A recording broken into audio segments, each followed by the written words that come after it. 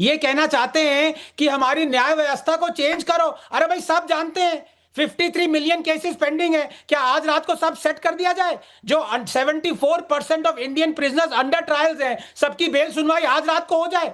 ये इसलिए कह रहे हैं कि इनको अब खटक रहा है कि भाई इनके चाहते शारजील इमाम और उमर खालिद 5 साल से अंदर क्यों हैं, जब 8 साल से कर्नल पुरोहित अंदर थे, जेल में सड़ रहे थे, 10 साल तक केस ड्रैग हुआ, उसके बाद सोमनाथ जी गलत बात है। देखिए मैंने आपको सुना, देखिए आप मेरे किस तरह के भाई हुए जो आप मुझे डिस्टर्ब कर रहे हैं। सोमनाथ जी बहुत गलत बात है। नहीं नहीं, पर ये बात सही है, ये बात सही है। कर्नल पुरोहित के लिए किसी ने आंसू नहीं बहाए थे, किसी ने सवाल नहीं पूछा था, किसी ने इसको ये नहीं कहा कि पॉलिटिकली मोटिवेटेड है, किसी ने नहीं कहा कि जस्टिस डिनाइड है, ये कोई नहीं कह रहा था। क्यों भाई? क्योंकि एक वोट बैंक है, एक धर्म विशेष है जिस पर इतना कुछ कहा जा रहा है कि ये केस कम्युनल है, सरकार कम्युनल है, तो सुप्रीम कोर्ट भी कम्युनल है। सवाल बताइए, जवाब ये भी दीजिए, प्रदीप भंडारी के ट्रायल शुरू क्यों नहीं हो रहा? ये सवाल तो जवाब नविका जी, इसका जवाब पूर्व में chief justice of India justice Chandrachud ने दे दिया ऑन रिकॉर्ड, और ये कहा कि 7 बार से ज्यादा एडजर्नमेंट तो जाकर इनके एक्यूज के वकीलों ने किया था। पर मैं बड़ी बात करूंगा, असली बात बताता हूं क्या दिक्कत है आम आदमी पार्टी को। क्योंकि आम आदमी पार्टी है जिसके खुद के ताहिर हुसैन दिल्ली दंगों के अंदर जेल के पीछे काट चुके हैं। यही ताहिर हुसैन जिसने आईबी ऑफिसर अंकित शर्मा की हत्या के पीछे वन ऑफ द आरोपी था, और उस वक्त आम आदमी पार्टी के संजय सिंह उसको डिफेंड करने गए थे। तो जो लोग दिल्ली दंगे के आरोपी को डिफेंड करे, जो आईबी ऑफिसर अंकित शर्मा की हत्या के खिलाफ नहीं बोल सकते, वो क्या बात करेंगे? इनको चिड़ इस बात की है कि इनको शर्जील इमाम और उमर खालिद और अफजल गुरु जैसे लोगों में वोट बैंक दिखता है। शर्म की बात यह है कि मेरे मित्र ने सुप्रीम कोर्ट को भी गलत कोट किया। सुप्रीम कोर्ट ने कहीं नहीं कहा कि जिनको उन्होंने बेल दिया उनपे कोई प्राइमा फेसी केस नहीं बनता है। सुप्रीम कोर्ट ने यह कहा कि जिनको बेल नहीं दी है उनपे हायर केस बनता है, और यह है जस्टिस अरविंद कुमार और एमबी इंजीनियर के अंदर यूएपीए के पूर्व में 28 नवंबर 2025 में। मैं मोटी बात कहूंगा नविका जी, क्या कोई देशभक्त व्यक्ति कभी कह सकता है कि भारत से कश्मीर को अलग करो? क्या कोई देशभक्त व्यक्ति कह सकता है कि चिकन नेक को अलग करो? क्या कोई देशभक्त व्यक्ति कह सकता है कि अनएक्सेप्टेबल है? इसमें कहीं मेरे दिमाग में कहीं दो राय नहीं, और इस देश में जो इस देश से मोहब्बत करते हैं उनके दिमाग में कोई दूसरी राय है ही नहीं कि इस देश के टुकड़े नहीं हो सकते। मुझे कहने में बिल्कुल हिचक नहीं होती, लेकिन लोगों को इंटेलेक्चुअल करार देना है, उनको जो कहते हैं चिकन नेक से काट दो। सवाल पब्लिक भी पूछ रही है, और आईपी सिंह जी जरूर सुनिएगा ये सवाल। अंकित चौहान देहरादून उत्तराखंड से पूछ रहे हैं, शर्जील इमाम और उमर खालिद को जमानत नहीं देने का फैसला सुप्रीम कोर्ट का है, तो फिर मोदी विरोधी क्यों इतने आग बबूला है? शुभम मलिक का दिल्ली से सवाल है, चिकन नेक को देश से अलग करने की बात करने वाला दंगे के आरोपी को निर्दोष बताकर क्या कवर फायर दिया जा रहा है? क्यों कवर फायर दिया जा रहा है? आईपी सिंह जी जरा जवाब दे दीजिए, जनता पूछ रही। देखिए, सवाल आप ही के हैं और आप खुद उसका जवाब भी दे देती हैं। मैंने सवाल तो नहीं है, जनता के हैं, पब्लिक के हैं सर। है कि नहीं, इंटेलेक्चुअल आर्किटेक्ट शब्द ये तो सुप्रीम कोर्ट ने कहा था, जिस पर मैं बहस कर रहा था। आपने कहा कि नहीं साहब ये तो इंटेलेक्चुअल्स का, आप बताने लगे कि नहीं साहब वो इंटेलेक्चुअल्स हैं, इस वजह से जो है पढ़े लिखे थे, आप उनको प्रोटेक्ट कर रहे। अरे मैं तो ये कह रहा हूं कि माननीय सुप्रीम कोर्ट ने जो आज स्टैंड लिया है, ये आगे चलकर बड़ी समस्या बनने वाला है। सवाल यहां था, और रही कि नॉर्थ ईस्ट के बारे में वो क्या कहते हैं, उनकी पहले की ओपिनियन क्या है। चूंकि मैं छात्र नेता रहा हूं और छात्र संघों में और विश्वविद्यालयों में बहुत से छात्र नेताओं से बहुत बड़ी गलतियां हुई हैं। नहीं, तो आप मानते हैं कि शर्जील इमाम ने महज एक गलती की थी, उकसा नहीं रहे थे लोगों को, महज एक गलती है, छोड़ देना चाहिए, बच्चा है, छोड़ दो, जाने दो? नहीं, आज सांडिल्य जी ने तो कुछ और ही कह दिया। वो तो भारत सरकार के मंत्री हैं। मैं समझता हूं कि वो तो सुप्रीम कोर्ट जो नहीं कहना चाहती है, जो नहीं कह रही है, वो तो केंद्रीय मंत्री कह रहे हैं। आप सोचिए कि संविधान की वो शपथ लिए हैं और किस तरह की हार्ड भाषा का प्रयोग कर रहे हैं। क्या हम देश के उद्योग पर चर्चा नहीं कर सकते? क्या अमिताभ प्रदीप भंडारी जी जवाब दीजिए।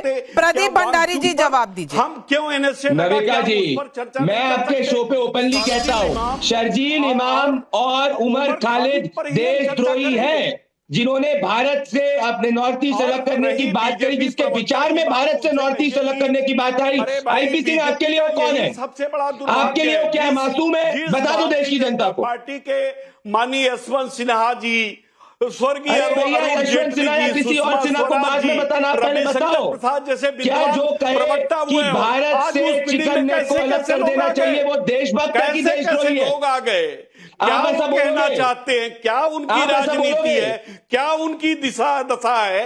ये तो दिशा दशा छोड़ो, सोते जब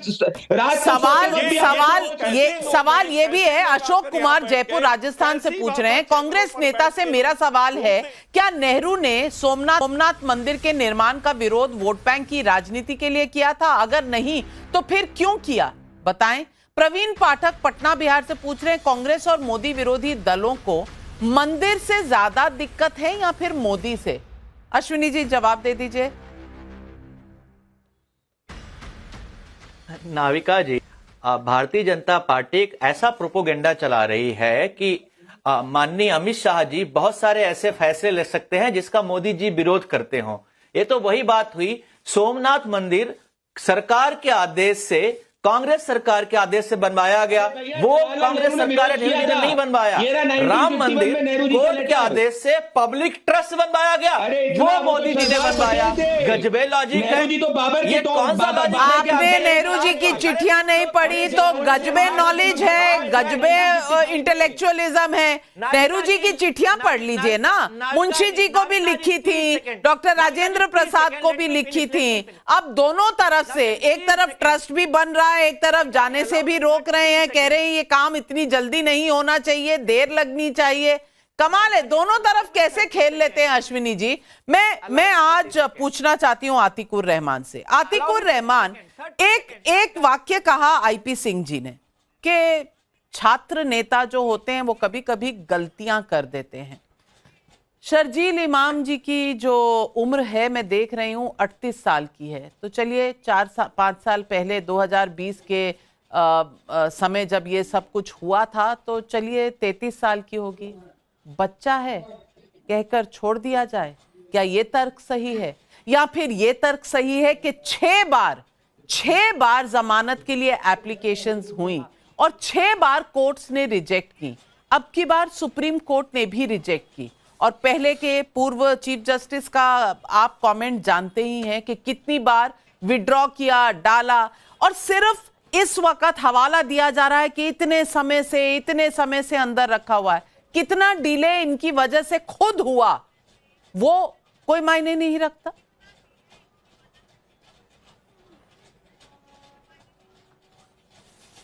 जी नाविका जी, किसी ने यह भी पूछा कि उमर खालिद और शर्जील इमाम जैसे लोगों का स्पेशल ट्रीटमेंट क्यों है, स्पेशल क्यों है? ये ऐसे बहुत सारे आरोपी हैं जिनको बेल नहीं मिल रहा है।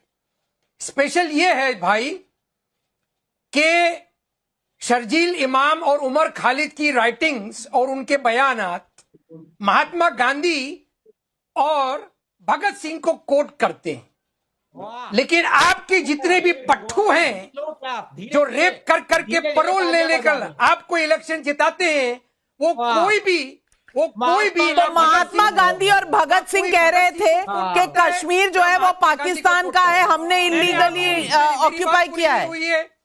मेरी बात पूरी नहीं हुई है। नहीं, अभी मेरी बात पूरी चलिए कहिए, पर क्लैरिफाई कर दीजिए। भगत सिंह जी और महात्मा गांधी जी ने कहा है कि कश्मीर भारत का हिस्सा नहीं है और चिकन नेक काट देना चाहिए, ये कहां कहा है? पहले कोट कर दीजिए। मैं इसका पिन पॉइंटेडली जवाब दूंगा जी कि अभी तक के सुप्रीम कोर्ट में आर्ग्यूमेंट्स बेल पर चल रहे हैं, आरोप पर नहीं चल रहे हैं, क्योंकि अभी तक चार्जशीट के आरोप के ऊपर डिस्कशन नहीं हुआ है। तो चिकन नेक काटने का सवाल अभी तक सुप्रीम कोर्ट में आया ही नहीं है भाई। तो आप ये नैरेटिव क्यों चला रहे हो? आतिकुर रहमान साहब, आप मुझे लगता है किसी अलग दुनिया में जी रहे हैं, या आप किसी बड़े से रॉक के नीचे आप छुपे हुए हैं जहां आप तक बात नहीं आई। आपने अगर पूरा ऑर्डर पढ़ा होता तो वहां जजेस ने कहा है कि संगीन आरोप है और इस पर फैसला होने से पहले भी ये आरोप ऐसे हैं जो यूएपीए में इनको बेल नहीं हो सकती। अब आनंद रंगनाथन जी आप समझा दीजिए। नहीं देखिए, मैं ये समझ से बाहर है। एक ही इसका वो है इलाज है कि अतिकुर साहब मैंने आपको डिस्टर्ब नहीं किया। देखिए मतलब ये इन्होंने तुलना कर दी महात्मा गांधी और भगत सिंह से। शादी इसका मतलब यही है। सुन एक मिनट अतिकुर साहब प्लीज, नाविका ऐसे नहीं चलेगा। नाविका देखिए गलत बात है। नाविका प्लीज आप बोलिए आनंद जी। हाँ थैंक यू। मैं बस इतना कहना चाहता हूं कि कल अगर मुझे अतिकुर साहब का सपोर्ट चाहिए तो मेरे को कलमा पढ़ना पड़ेगा। अगर मैंने कलमा पढ़ लिया तो ये मेरा सपोर्ट करने लग जाएंगे। अगर मैं चिकन नेक को काटना चाहूं, अगर मैं चाहूं कि इंडिया ने ऑक्यूपाई किया हुआ है कश्मीर, बस मैं कलमा पढ़ लूं, पर ये सपोर्ट करेंगे मुझे। यहां आतिकुर रहमान जवाब दीजिए। आतिकुर रहमान साहब जवाब दीजिए। इरिटेटिंग नाविका जी बोलिए। जब नो इंडियन ऑक्यूपाइड कश्मीर, ये मेरे महात्मा गांधी ने कहा था क्या ये पड़ेगा? आप क्यों आप बीच में कौन बोल रहा है? आप बीच में कौन बोल रहा है? ओके आनंद जी आप आतिकुर रहमान को सुन लीजिए। आनंद जी आप आतिकुर रहमान को सुन लीजिए। जी आतिकुर रहमान साहब, मतलब 74% अंडर ट्रायल्स को सपोर्ट नहीं करना। नाविका जी मैं 1000 बार आनंद जी को कह चुका हूं कि ये कर्नल पुरोहित के लिए क्या हो गया था? सांप सूख गया था आपको?